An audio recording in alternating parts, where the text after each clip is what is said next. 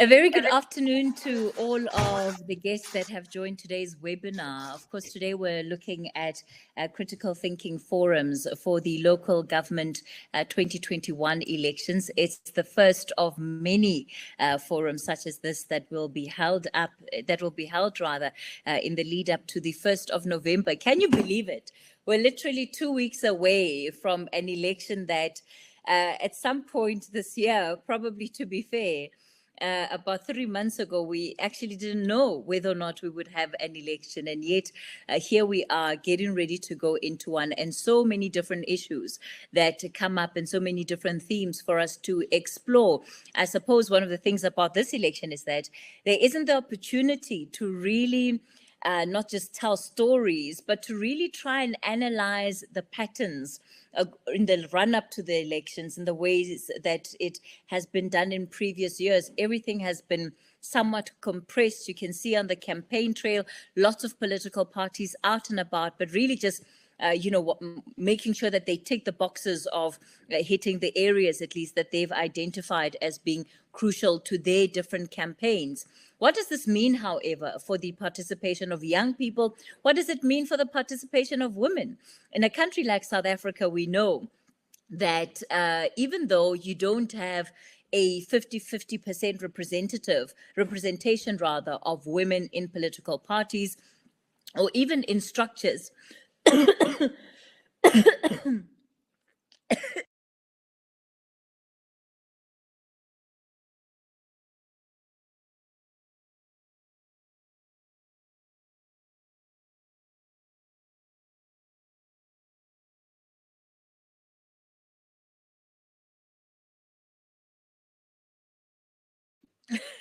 apologies, sorry for that. It's not every day you have your moderator going to a coughing fit. So one of the things I was saying is that it's not every day, it's not often that we have a 50% representative of women in political parties in terms of their ward candidates or even those who are standing for a PR level. Apologies for this. But we know that just over 50% of South African voters are women. So women do show up to actually participate in the elections. Now, what does that figure look like for young people? Well, we know young people participate in the elections, but not at the rate that we would like to see it. So allow me to welcome our guests for this afternoon. We've got Mr. Khaya Sithole. He is he's an economic and political commentator. We're also joined by Warren Makoga, who is a youth activist from Wits University. Later on, we'll be joined by Dr Nthabiseng Moleko. Welcome to the guests, Khaya, Warren. It's a pleasure to have you be part of this conversation. Please do not follow in the suit of the moderator and go into a choking or coughing fit as you're giving us some of the opening remarks, particularly setting a context for this conversation. Warren, I'll kick it off with you. No, thank you so much, man. I was very excited to be part of this discussion, particularly speaking around, youth apathy, our participation in governance structures broadly, but particularly at local government local government sphere.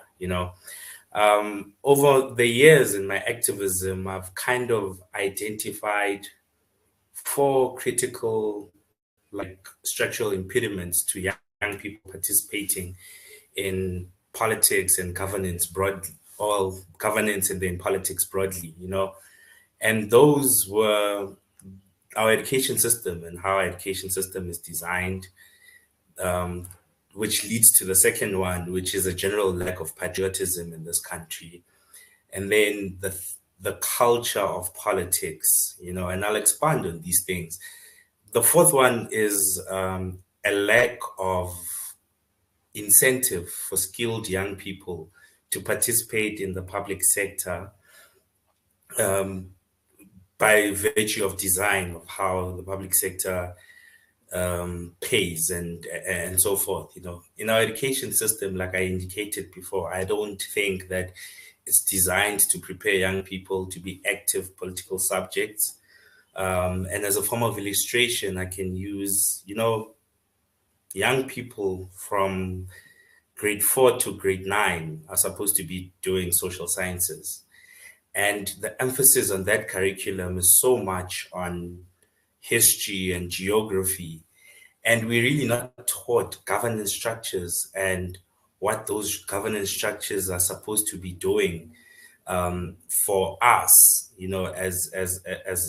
as people. If you go to a random 15-year-old and they don't have any exposure to, probably wouldn't even understand what's the role of the Reserve Bank in this country and how they can model their lives into participating in it. And that's one example. But what people do in council at the local government level, what's their role and how do they participate in the development of this country?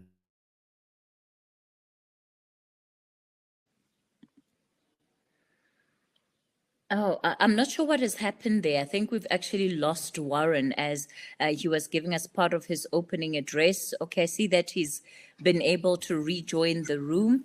All right. Warren, are you back? I seem to be back. I don't know what happened. I'm so sorry. No problem. Okay, you can continue. You were telling us about the 15-year-old who probably does not understand some of the functions of the institutions that we have. Yes, and if you don't understand them at that age, how do you then model your life and your ability to gain knowledge so that you can effectively contribute to those areas? And I'm not sure if I was cut off when I was speaking about like just the role of people who represent us in council. So we don't create an environment that is enabling for young people to then be critical of their social environments. And then it's surprised when they get of age where you expect them to be active subjects in social issues in this country, they tend to go astray. And like I said in my opening, the lack of patriotism is directly linked to this. So our education system does not prepare us because we don't know institutions. How do we then become patriotic, love our country, believe in its development, and so forth? It's shown with the idea that in as much as young people do see that the current political establishment is not working for their future, little want to actively involve themselves in that sphere of life, And I know when I say this, a lot of people then reference Fees Must Fall. And some of us who were part of the inception of it and its death know that it was not a movement, but a moment. It took place. It did not really change the political landscape of this country. So for us to change society, I think there is a need for us to have emphasis on on social engagement as opposed to creating heroes, because then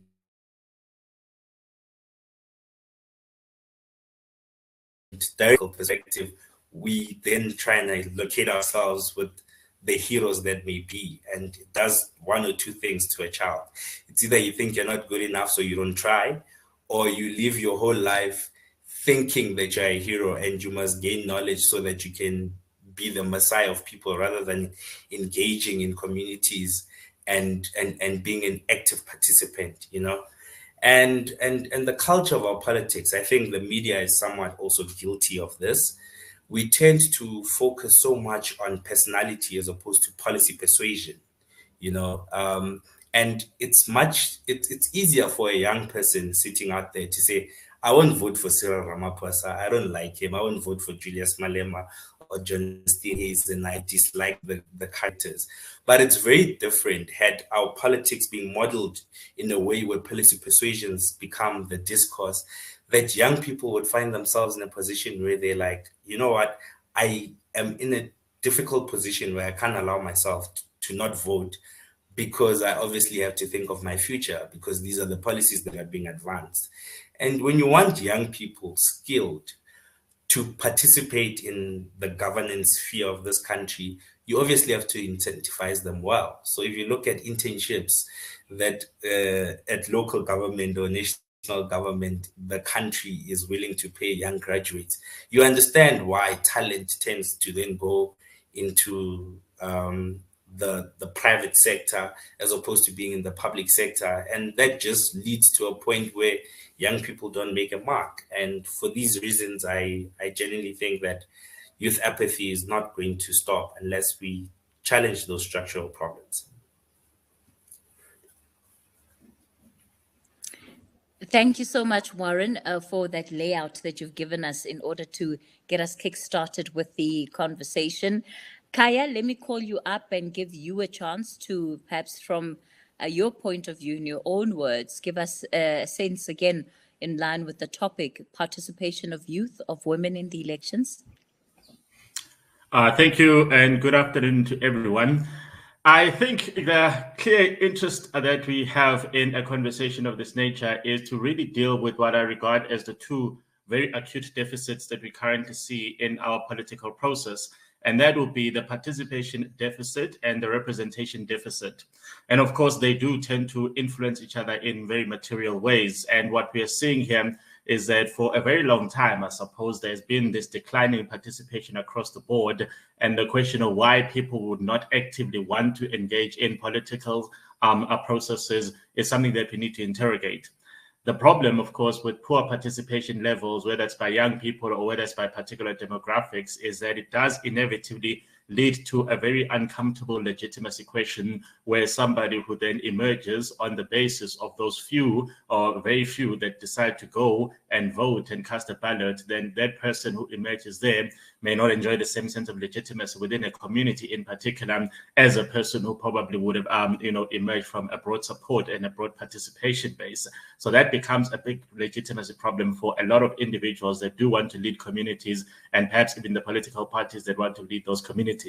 Quite ironically, of course, is that once people have sort of decided to detach themselves from the system, then it becomes perhaps even more difficult for them to feel that they can legitimately raise concerns about how things are not working, because obviously if you feel things are sufficiently problematic enough for you to want to actually interact and interrogate the system, the most equitable instrument of actually getting things to be changed is, of course, the ballot box. Now, there may be other ways of actually holding people accountable, but we know that the one thing that the ballot box does is that it actually doesn't distinguish between individuals. It gives everyone a fair and an equal opportunity to express their discontent, as it were.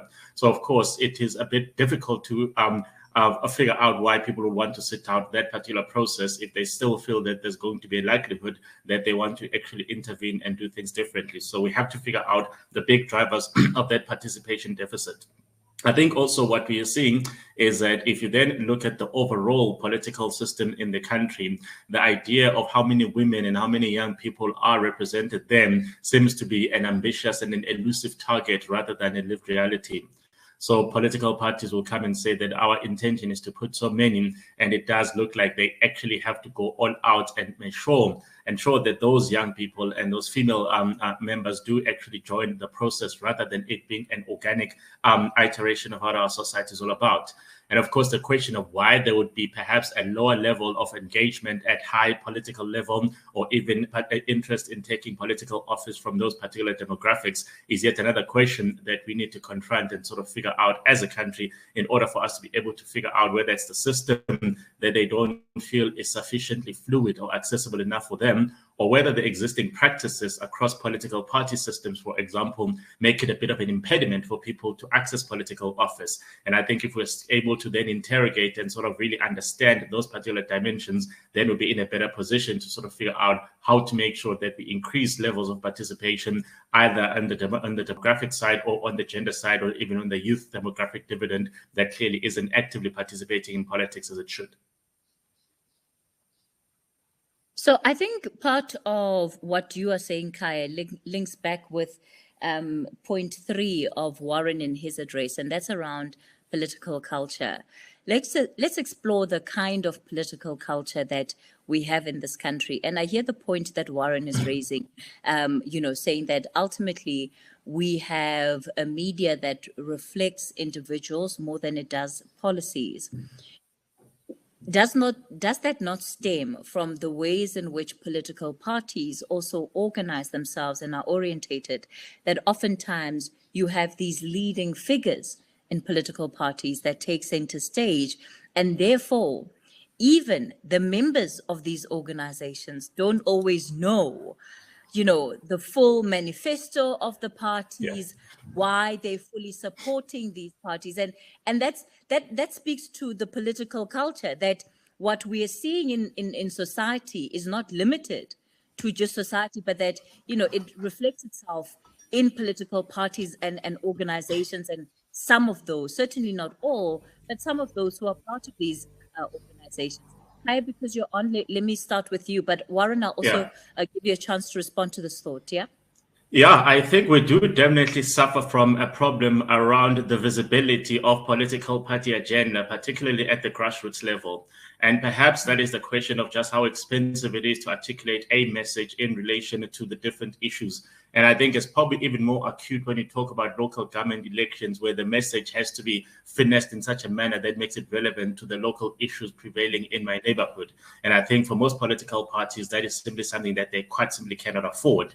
And of course, whether the question of what it is that the media can play, particularly regional and local media, in actually enabling people to feel that their issues are being sort of articulated or in a way that resonates with them, and then galvanizes them to go and participate in the ballot box, is something that has probably been missing. And I think obviously it's part of the bigger question around how to finance the communication, or at least finance the broadcast that would enable many more people to feel that they understand the democratic system, that they understand the governance systems in a manner that enables them to make a call from one election to the other, to say, on the basis of these parameters that I now understand, which are the tools that I need to be able to use to evaluate the success or otherwise of those that I gave my mandate to, however many years ago. This is what the information is telling me now, and this is what it means if I then need to sort of make a call again on who should govern. So I do think that due to perhaps the question of cost, we haven't done a very good job in making sure that people within grassroots communities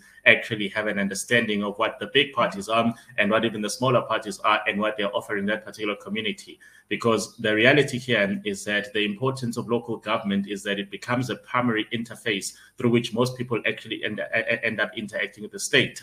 You are more likely to go to a clinic first, which happens at the local level, than you are to go to a tertiary hospital. So the ability for you to be able to understand what the strategies and what the policies are in relation to those or to that range of public services that you are more likely to interact with rather than the national public services, for example, that becomes a key important thing. And I think one interesting example that we saw, as you mentioned manifestos earlier on, in that the Eff Manifesto, for example, is a huge Bible. I mean, it sort of tries to compete with Tolstoy's War and Peace.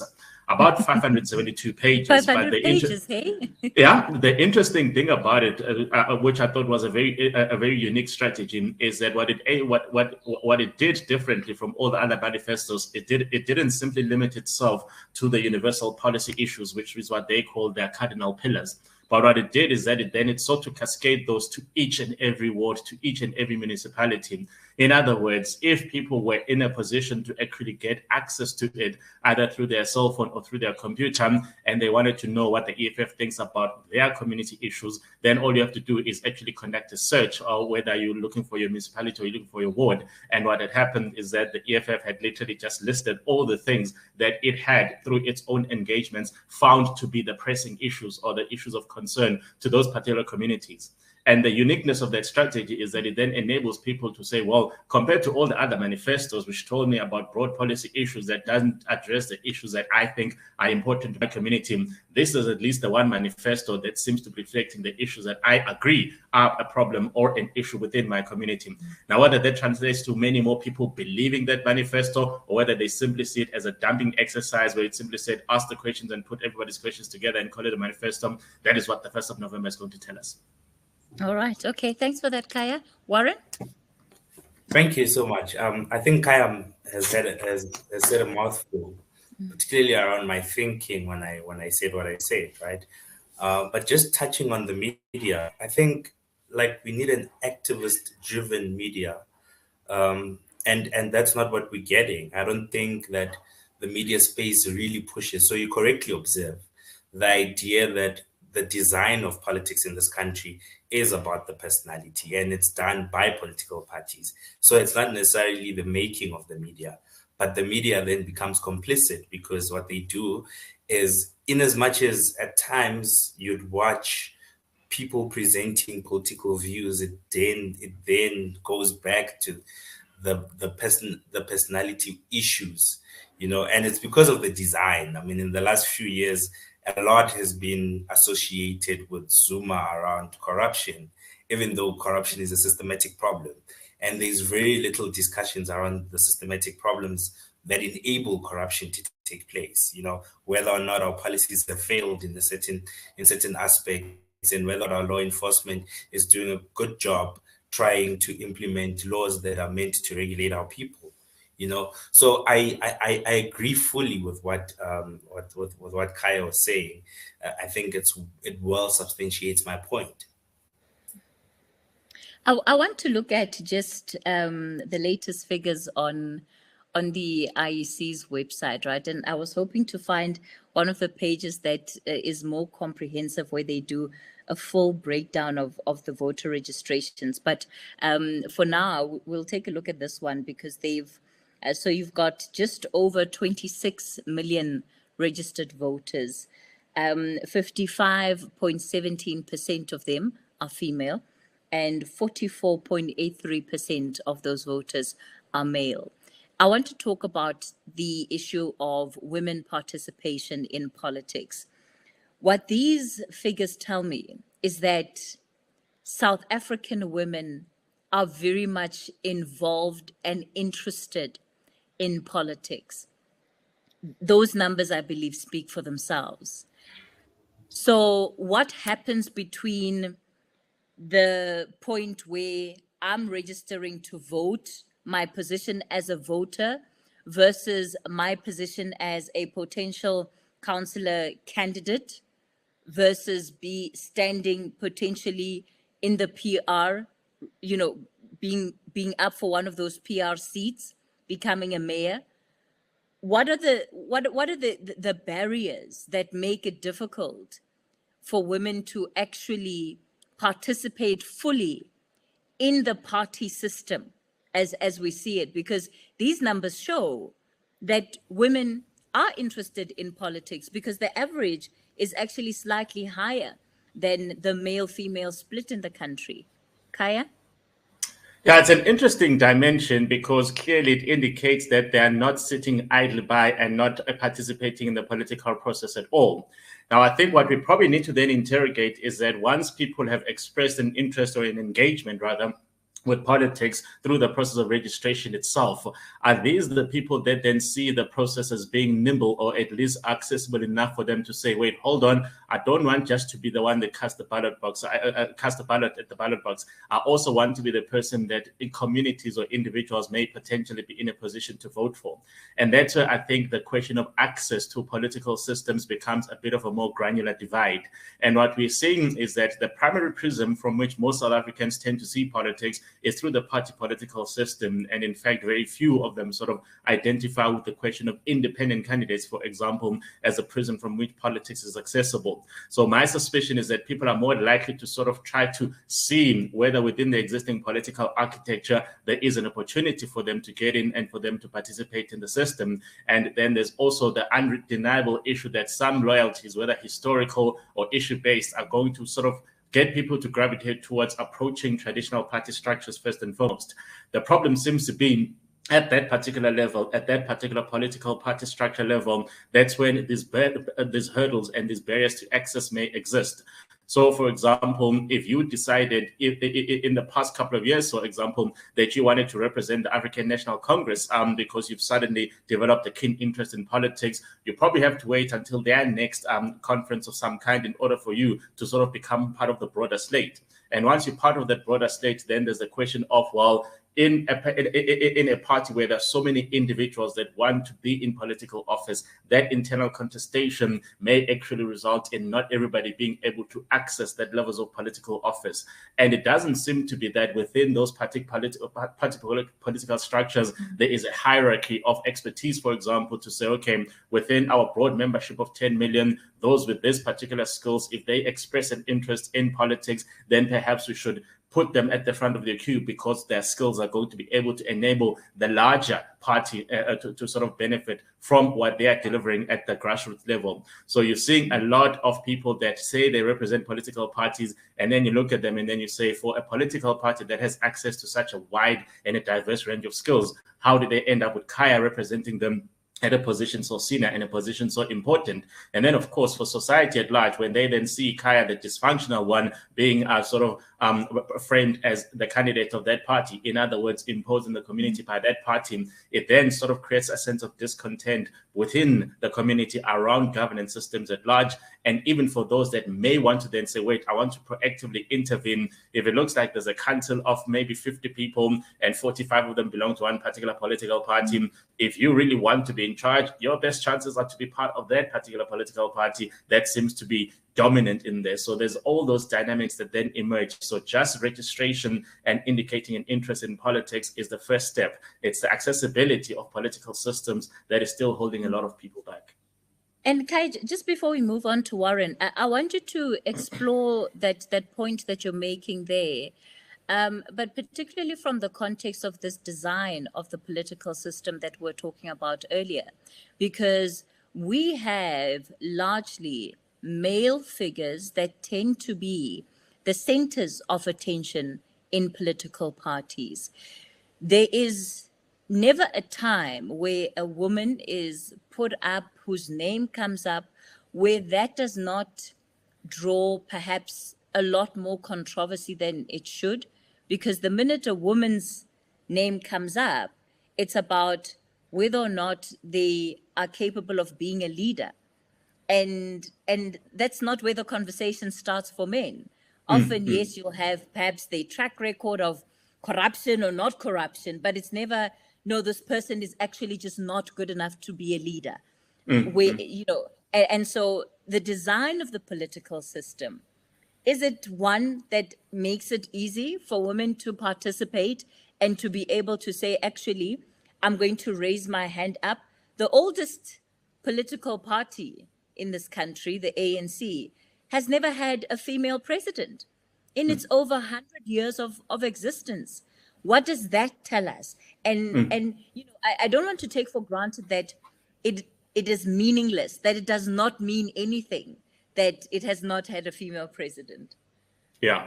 So I would say the traditional political parties tend to suffer from two dimensions. The first one is the big man syndrome, and the other is the big personality syndrome. In that, throughout the history, if you track it, there are these dominant male personalities within those party political structures. And it is those male personalities that, by the way these parties that design themselves, tend to then emerge as the de facto leader. So even before we go to a particular conference, the assumption is that it's more likely that a male leader will emerge more than anything else. And you see that being replicated even at the substructure. So if you actually had to go and maybe interrogate the ANC in particular, I used to say to some of its members that I can guarantee that whichever conference you go to, whichever region you go to, there's one position that's going to be reserved for the women, and that's the position of Deputy Secretary General, because it sort of seems like it's become the low-hanging fruit in that if somebody's going to question where the gender representation is, that's the position that you give them. Now, whether that means it's a position that is not taken seriously strategically, or it has become the dumping ground for people to say, at least we've got that representation, that is something that these parties need to interrogate, because it always just puzzles me to say, is it because women only ever put their hands up when that position comes up, or is it a manner that the party is so entrenched in some of these pseudo-patriarchal structures, it just becomes difficult for even people at grassroots level to conceptualize that, no, actually, this position of either the chair or the secretary or those critical positions should go to a female leader. And you see in some of the structures themselves where there may be a lot of female representation, whether it's at the regional level or whether it's a branch level, it's still the males that emerge. And then you say, but is it because they themselves don't believe in their capacity and their ability to take on these positions? It's something that is just a very unique iteration. And unfortunately, it hasn't been limited to just the ANC. You see the other big parties also sort of replicating that same trend, in that if they've decided to adopt the ANC's model, for example, of having a top six, there's going to be either the chair or the deputy secretary general that's the female, and then all the other positions go to the men. That's the first manifestation. The second one that we also see is obviously the question of the big personality syndrome. And in the big personality syndrome, Helen Zille is the classical case study of that, in that if you look at even the recent fallout, there have been many, but the most recent fallout that led to the exit of Mmusi Maimane and Athol Trollip in particular is fundamentally linked to the question of why, long after her natural term had sort of come to an end, the DA then decided to re-engage Helen into very senior leadership structures, because it then got us back to the question of, is her personality so fundamentally important to the Democratic Alliance they are willing to tolerate it at all costs? And we've got multiple forms of evidence of instances where she's had said very controversial things that unfortunately become the prism from which people see the party. So it's not a Helen statement, it's a DA statement. And they've been remarkably damaging over time. She's done some very, very damaging things to the brand of the party. And yet it seems that the prism, or at least the perspective we have of the party, is very different from the perspective that the party has of itself and Helen's role in being its leader, because the fact that they keep re-engaging and there seems to be an unlimited tolerance level for her indicates that they do see her as a type of personality that is really not easy to extinguish, or not easily dispensable in the fortunes of the party itself. So those types of manifestations would make it very difficult for young people in particular to look at that system as a system that rewards linear progression. So tell me what it is that I need to do at the branch level, at the regional level, if my ultimate ambition is to get into that particular position. And it seems that they've created a very, very erratic structure, which makes it difficult for people to understand that linearity. And perhaps the linearity has only existed if you can say that you were once in exile or you've got some struggle credentials. And that's where the linearity comes in. Everyone else, it's just a gamble that can be frustrating. And we'll explore that point a bit more later, Khaya. Warren, I want to give you a chance to come in. You can just reflect on some of the issues that I've followed up with Khaya on, and then we'll talk about young people, particularly. Where's the space for them, and look at some of the interesting things that are being done by political parties in terms of youth representation for the CS votes in those candidate lists of theirs. Like when it comes to women representation, I usually tend to favor women being the drivers of their own change. But, as a person who's always analyzing society, I've come to certain observations, particularly around identity politics broadly, encompassing race and gender. And I think we live in a world that is patriarchal, and South Africa is no different from it. And by extensions, the political parties that exist in society, in the South African society, will have elements of patriarchy. But now, when you look at it from a fundamental, like when you analyze it from a fundamental perspective, you start realizing that women face patriarchy because of the economic dependence they have on men as a collective. Women as a collective having economic dependence on men. And does it really change when you bring in a few people to represent women in the structures and the spaces that men are already dominant in? It then questions people who are activists in the space to ensure that they have a more grassroots campaign towards the alleviation of the economic dependence that women have. Because no doubt representation is important, but representation has over time proved itself not to be sufficient when you want to have fundamental social change. A good example is the race relations in the US, right?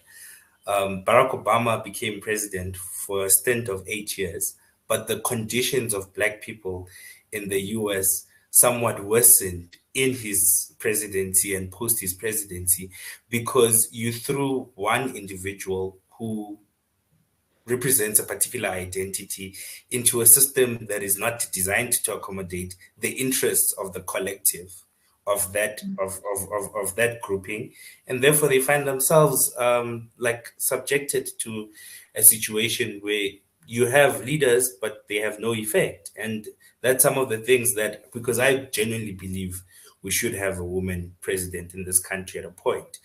Countries that have women presidents have shown to succeed because of that inherent nurturing characteristics that women have and the decision making that they make. You know, Angela Merkel just resigned just left and did not seek re-election in Germany. And the kind of respect she has, not because she's a woman, but because of the decision making she did, are reflective of that character of a woman. And I think it's important, but I think we should really start looking at like the structural causations of issues and just not looking at the symptoms of it. Because yes, there will be DSG women in major political parties. The design of it is that women are recruited into the political space and not in, like, they're not a character of their own. They're always a representation of someone else. They're either married to someone, dating someone. It happens in the current youth political space where, because there is relationships in political parties, then you're seen as an extension of the person that you're in a relationship with, as opposed to like a leader in your own right. And that's the big problem that I think women representation is going to have in this country. Yeah, look, I'm listening to part of what you said, Warren, and I'm trying to think about it and also reflect on it in terms of our own context. So the issue of economic dependency that you raised, that ultimately we have a situation where women are dependent on men effectively, that's part of what you're pointing to. Is this by virtue of the economic system? Is it just for individual women? Because the lack of representation of women in some of the big political parties across the different layers of structures should not eliminate the contributions that have been made by really phenomenal female politicians that we've had and that we still have in this country. So the question for me is that, yes, we've had these incredible female political figures in the country, but to what extent are we seeing a reproduction of those individuals? Because it's too simplistic for me to just say, well, due to the economic structures or economic dependency, therefore, women then that in and of itself will be a barrier to entry. I don't know if you understand what I'm saying, and even the links that are being made. Yes, there will certainly be cases made for women that maybe have been married to politicians, have been dating politicians, but it seems to me that it falls into the old stereotype, and it doesn't help us look at this conversation in a way that is actually a lot more progressive than it should be. I think maybe it was a problem of articulation and not fully articulating my point, right? I think that you need to understand, when I say that the economic positioning of women, I'm not in any way suggesting that is the reason. It's the economic positioning of women that places societal perceptions around whether or not women are capable of being leaders, because as a collective, even though there are exceptional leaders in the country, and the political movement is unable to fully appreciate. Warren, yes, we're losing your connection a bit, so we haven't been able to hear clearly part of what you've said just in the last couple of seconds that you've been trying to answer. Just try again, and maybe if you can just take it from the top. Okay. So what I was saying is, I think it was maybe a problem of articulation. When I'm speaking about the economic positioning of women, right? I'm suggesting that there needs to be an economic empowerment approach towards like women and ensuring that they participate in politics, as opposed to solely looking at it from a representative perspective, because it's the economic positioning as a collective that informs how society perceives the ability of women being able to lead, which is completely flawed, I must admit, because they're exceptional women. It shows the graduates that come out of universities at the moment, majority are women. In any university that you go to, majority is women. But society is unable to appreciate the efforts and the ability of women being participants in the in leadership positions because of the collective economic dependency that they have on men as a collective. That's the driver of what patriarchy has done. It has made women as a collective think of themselves as being dependent, and therefore ultimately leads to this. I'm looking at it from a core perspective, and I think when you look at the core, because once women organize themselves and have like an ability to like be, or rather are economically empowered, then they have a better social voice, because some of them are not then dependent on men to survive. Then they can really characterize and self-actualize. Okay. Okay, Warren, thanks for that. I see Dr. Moleko has just joined. Dr. Moleko, I'll give you a chance just to weigh in shortly. Khaya, where are you? I can't see you. There we go. Khaya, do you have any particular reflections on how Warren has articulated that point in terms of the barriers to women participation? I must admit, I need a bit more time to think on this one, but something else to say. No, I would say, obviously, what we are seeing here is that historically, and I suppose even currently, there is a disproportionate allocation of resources, particularly economic resources, towards the men in South Africa. And as I said earlier on, if the question of political participation is going to hinge on the question of access to resources, then I think if we don't change that particular model, you're going to see a lot more men saying that I've got an ability to participate in formal politics rather than women, simply because allocation of resources is disproportionate at this stage. However, on that own, I think the fact that women have expressed an interest in the political participation system using the data that you even quoted earlier on means that we need to be able to figure out what it is that needs to be done in order to ensure that that transition into formal and senior politics is more ably supported than it is currently. And I think the reflection that we had earlier on just how difficult it can be to access and penetrate high-level political office needs to be something that gets broken down and then something that gets unpacked, so that everybody who says about an interest in politics doesn't have to answer the question of, are you running a business that gives you sufficient resources, for example, to be able to finance a campaign? Because I think generally young people and female leaders have got a smaller share of economic resources in South Africa than anyone else, and men in particular. And that is something that is a part of our historical construct and also our current practices. And we shouldn't allow the political system to sort of then seamlessly adopt that and not seek to change it and make politics more accessible. Okay. Dr. Moleko, let me give you a chance to come in. I know you've just kind of snuck in onto the platform, but you've kind of heard Warren's reflections and Khaya's as well. We're talking about the barriers, the things that make it difficult for women to participate in politics, at least at the level where they put their hands up to be candidates, the kind of representations that we're seeing in political parties, because when we reference what those voter registration numbers look like, amongst the 26 million registered voters, the majority of those voters, 55% of them, is women. And so that is an indication of the fact that women are not only interested in politics, but they certainly also participate in politics. Absolutely. I think I was very concerned when I heard the point being made about the economic linkage or the correlation to the ability of one to stand for representation for the state.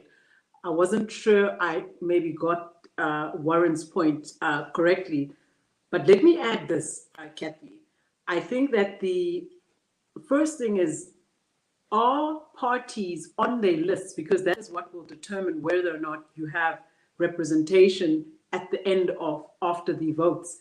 Are parties on their own lists actually showing a willingness to have gender parity, right? Youth representation. So this doesn't come at the end after you win. It actually comes at the beginning when you process the lists. And I think the issue is, are parties committed at that level to ensure that there's representation of women across, from a PR level to a ward level? And what we've seen from 2011, 2016, and then we'll see what happens in 2021, is that at the PR level, we have seen a higher representation of women by 6%, from 43 to 49% in municipal elections. At the ward level, very low, 33 to 32%, vis-a-vis men at 67 to 68%. So you're actually seeing here that there is a disjuncture at the ward and PR level, but the representation is actually going increasingly higher at the PR level, but it's not over 50%. So I think that the question is, what are the drivers, right, to ensuring that you have a higher representation of women across the board in terms of seeing at an electoral level, and it goes to party lists, right? Are party lists being looked at by representatives, by citizens?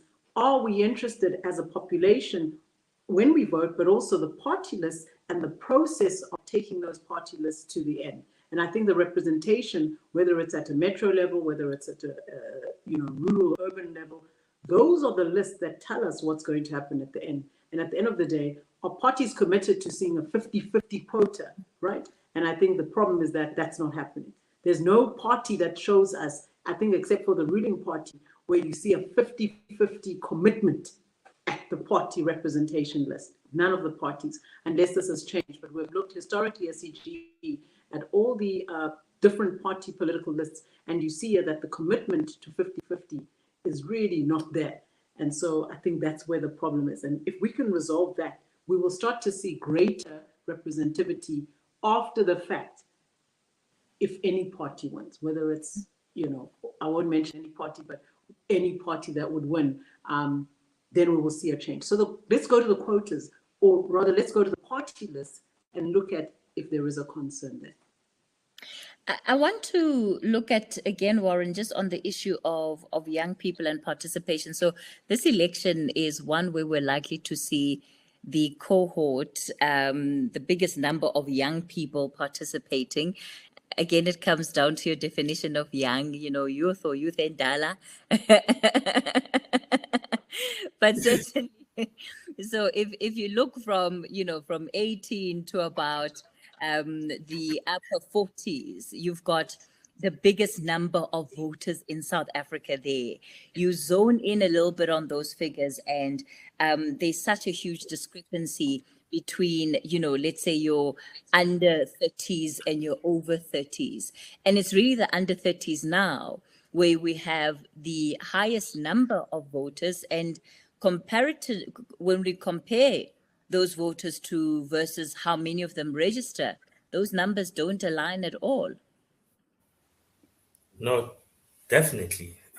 Definitely. I think that, the structural problems I raised at the beginning are sort of good at explaining why, So if you're not training your young people to be political subjects and active in voicing out whatever policy approaches or whatever approaches they seek the state to go into, then you'll definitely get to those numbers where very young people have an interest in one, voting, but also the access allowed for young people to be in governance spaces. You're speaking about how there's a greater cohort of young people who are now going to be part of these elections. It's true, we see it. I think maybe it's because I'm active in the space. A lot of young people are accessing the ballot box, or the ballot,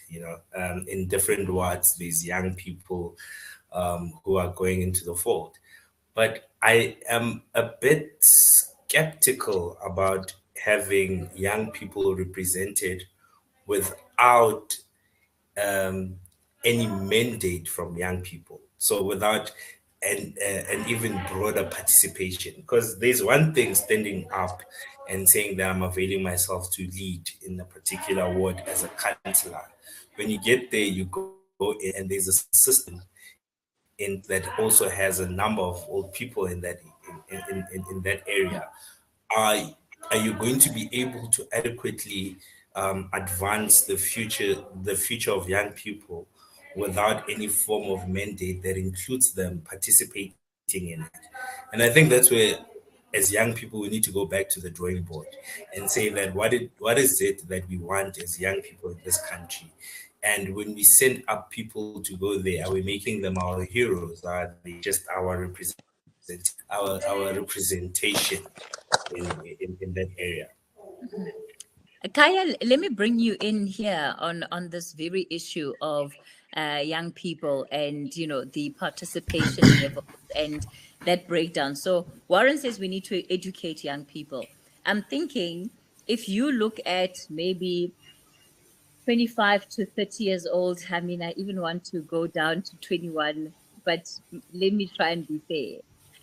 Do 25 to 30-year-olds still, does their approach to educating them about democracy, about South Africa, need to be taken in the way that you would for those who are perhaps at university level or even at, you know, secondary, primary school level?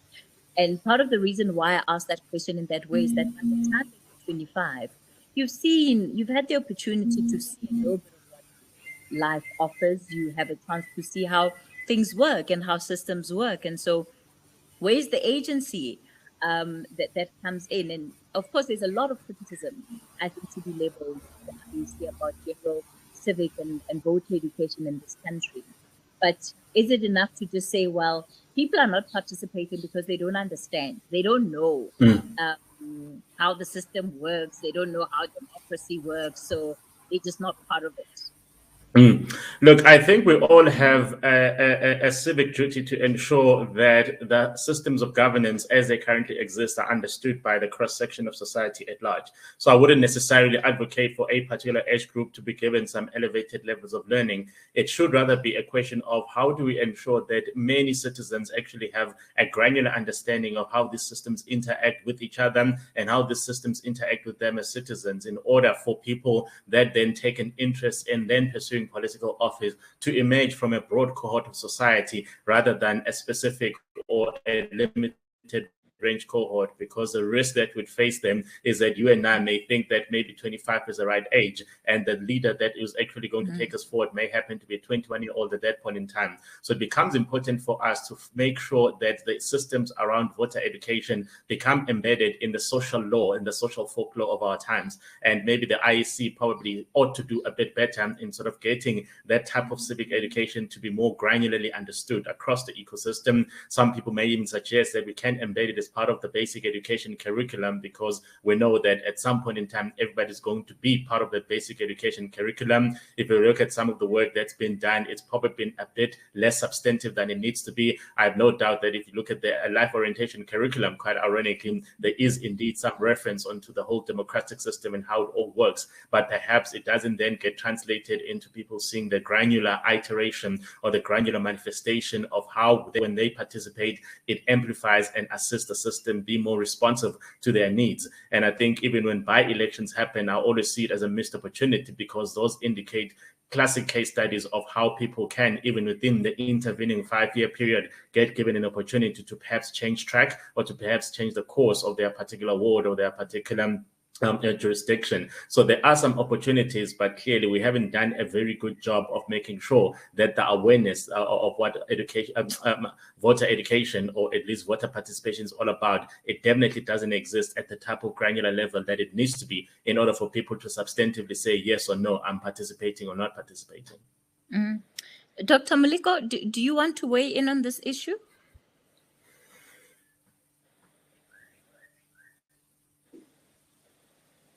Looks like we lost her. I don't see her on my screen. I think I'm here. here. She's back. I think with the issue of youth representation, and women representation, the core issue, I think the agency should be that, people, the apathy in people isn't necessarily going to be changed by voter education. I think it's going to be changed by really understanding and believing that voting has an impact. Voting will make a difference in the outcomes of one's livelihood or lifestyle within the area they're in. Voting will have an impact on the policy reform and the policy measures that are within that area where one is. So I think that link and voters understanding that there is a link between the content of policy and policies that are implemented by parties and your livelihood. There is a definite link. And I think making sure that the youth understand that and dealing with the issue of voter apathy is very critical and crucial. I think on the side of the content now, going to the issue of content of what lies in the manifestos, I think that's where individuals need to be very crucial in looking at what is in the manifesto. Does it speak to the issues that speak to representativity of youth and issues that will improve the livelihood of the youth? Does it look at the issue of, broadly women's representation, looking at the livelihood of women, looking at issues of GBV and other issues, and how those will be improved based on the manifestos? So these are issues that are lying within the policies of parties, within the manifestos. And I think that that is the work that South Africans will need to do to understand what each party is promising and how they will therefore change what the current situation on the ground is. And that requires you yourself to look at manifestos, but also to look at outcomes, how long these will take. And as a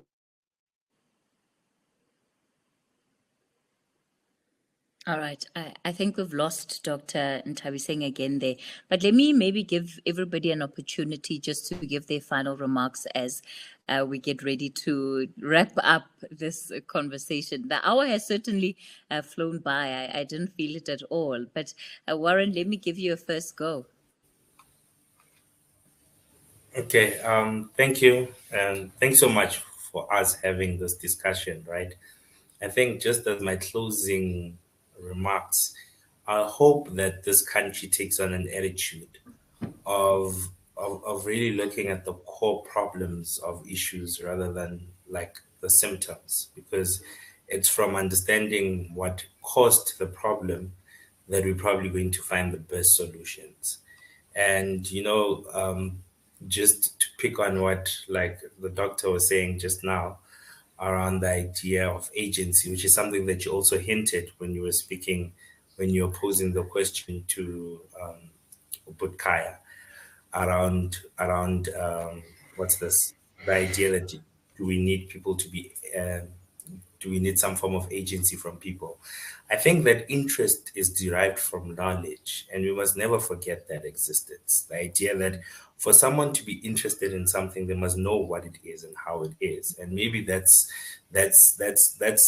why it's important that we need reforms in our education system. That's why it's important that we need to reform the culture of our politics. That's why it's important that we need to model a story that we're going to believe in as a nation. If we are going to believe in the idea that we're South Africans, we need to be patriotic, and for me that's just the most important thing. And that's how we're eventually going to get into a situation where we get young people to fully participate in politics. And by participation, I don't mean voting only. I don't mean standing up for office, but I mean an organic, organized youth base that has an ability to influence policy, even though they are not in government. Some of them might be entrepreneurs, some of them might work in the private sector, but have an interest in what happens at local government and eventually what happens at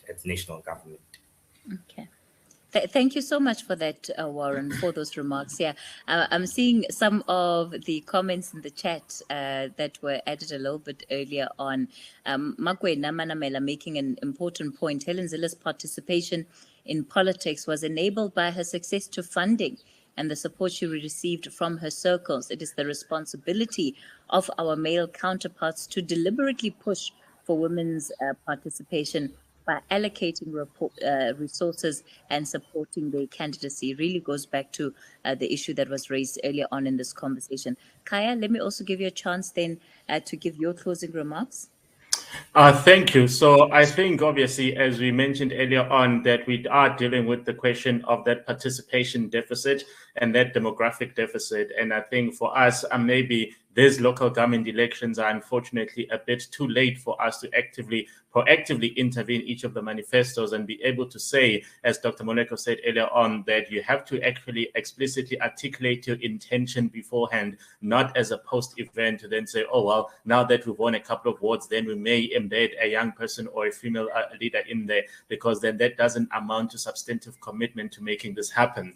And I think, obviously, as society, we probably need to revisit the question of whether we want to force these political parties to subscribe to either the youth or even the empowerment agenda to say, well, we actually do not believe that you should be sending a list to parliament that is dominated by a particular social class or dominated by a particular gender class if you are going to argue that you're representing South African citizens, because the data in front of us indicates that we actually are close to 50-50. So how do you end up with a party list that has a 70-30 split? You cannot be representing South African interests.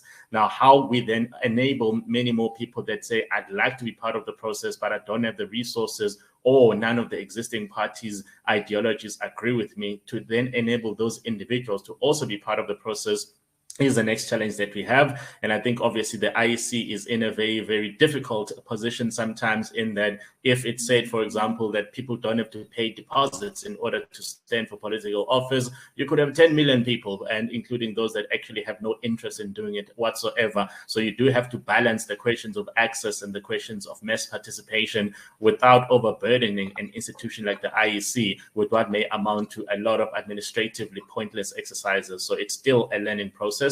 Maybe this 2021 local government election is probably a big moment, because a lot of the political parties have had to do things a bit differently. They've had to try and tap into different constituencies in manners that they didn't have to do so before. And then we're going to see whether that has galvanized enough young people in particular to then be able to participate in the process. But my fear and suspicion is that until we evolve the entire electoral system and make it more responsive, in other words, I should be able to do it sitting here rather than having to queue somewhere, we're still going to be suffering from that participation deficit for a long time to come. Mm-hmm. Yeah, important point there, right? Nthabiseng, let me give you the last one. This one. Thank you, Sermon. Today it's just been crazy. My connectivity, I had to swap devices, and I was like, I don't know if I cut off while I was saying my last point earlier. But I think that let's correct, I think I was just reflecting on the first point I heard when I entered about women seeing themselves as subservient because of economic dependency. I don't think that's true. I think that we have various women have broken barriers, boundaries, reaching, top pinnacles, both in industry, in different spheres. The issue of positioning of women in political and within the content, both youth and women, within the content of manifestos, is an issue that society needs to deem relevant and important. And society is made up of individuals in any, whether it's executive councils, federal, state, federal, council, whatever the equivalent. All of those governance structures have representation of women, and it requires men and women within those structures to have agency to make sure that issues relating to youth, women, are in the manifestos. But more so, the patriarchal system we're in doesn't make it easy to break free from the barriers that we're in. And men have to take responsibility in ensuring there's transformation in that. We've had the Wedgie Bill, which looks at the quotas being made mandatory for representation at electoral level. This did not pass. That bill, I think, colleagues, was something that was a non-starter, forcing political parties to have equal representation across gender parity, and this did not get far. So what we need is an electorate that says we want women, and then those that don't have women and youth, you show your vote, you show your decision at the voting poll. We as South Africans have that power using our vote. The issue then of the content speaks to also whether these are seen as critical issues or not. And simply put, I think we have a long way to go. I think that in terms of projects, women-related targets relating to redress and making sure that representation in economic sectors, and also when you look at inequality issues, those should be core issues that we find because of the 52% women in the country, and whatever affects women affects majority of the nation. And so I think it's up to us to look at the content, the detail, and make sure that that speaks to what we want. And if it doesn't, then you have a decision as a voter that you can make. So I think we also have a lot of responsibility, and we can monitor and oversee mostly after as the commission, but I think we do have those reports which are available on our website to look at some of the issues of how well elections have fared at a local level, and we've got to be very interested in that because it determines decision making and processes thereafter. All right. Thanks for that, Dr. Moleko. Sipoka Zitsoma says, then the question is South Africa ready for the online voting system? Yes, Sipoka, it's exactly what I was thinking. Right after Khaya put up his phone, right after he's like, we must be able to do it on this. I saw a whole Pandora box of different conversations. Thankfully, not conversations for today. Let me thank you all for being part of this conversation. Khaya, Warren, Dr. Moleko, thank you all so much. And we're going to leave it there then. And to the participants, to everybody that had joined, I see a lot of people have left since we started, but to those of you that stayed right through to the end, we really appreciate it. You can look out for the rest of the series that the Mail and Guardian is going to be running in the next 2 weeks as we towards the elections. All right, everyone. Goodbye. Thanks, Cathy.